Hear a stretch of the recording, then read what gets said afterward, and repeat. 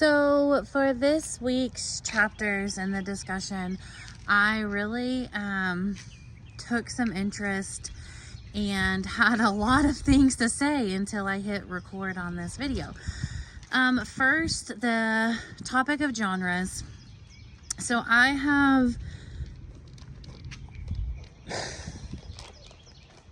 have been known to watch a wide variety of films, and I have realized that there are certain genres that I do prefer over others.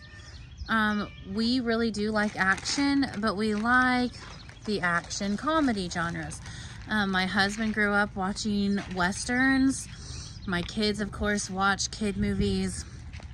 And by saying all this, I've realized that there are lots of movies who cover many different genres.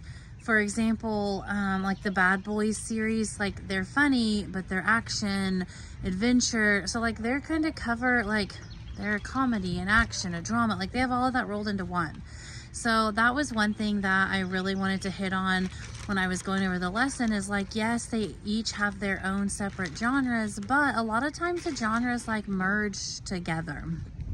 The next thing from the chapters, Baron, no.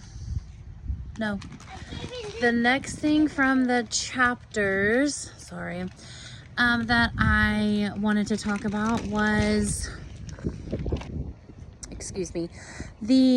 from the next chapter, the thing that I wrote down to kind of talk about and go over are the stereotypes. I found it quite comical that there are such specific stereotypes in certain genres, in certain films. For example, Westerns, I mean, it's very blatant. The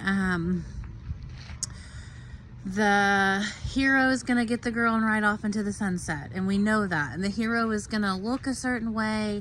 It's gonna be the stereotypical person, you know, the scraggly, homeless drunk from the Western.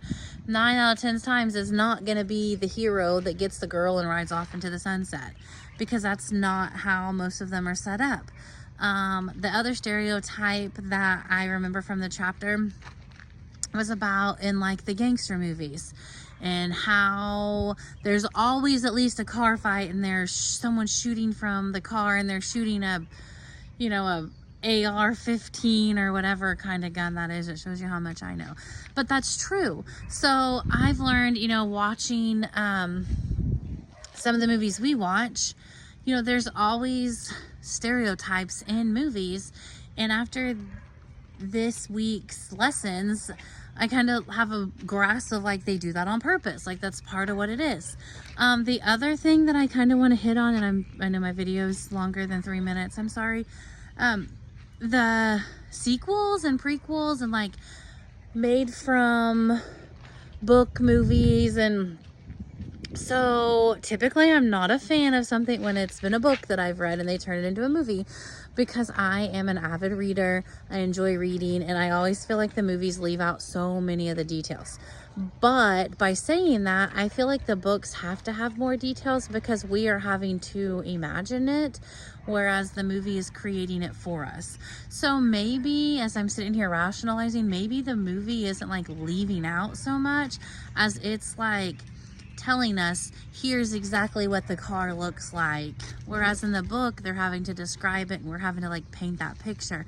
So I think that makes a little more sense to me now after going over these chapters. I will say one book to movie that we just recently watched that I had to explain to my husband was the Colleen Hoover book. It Ends With Us. So in the book, the movie, a Netflix movie. In the book, there are signs throughout that like the husband is being abusive, and she just keeps shaking it off as she's overthinking. In the movie, there's not any of those signs. Like we don't see like her thoughts of like, oh, was that hard? Like, did he just push me hard? Like, you don't see those thoughts that we've seen in the book, or that we read in the book.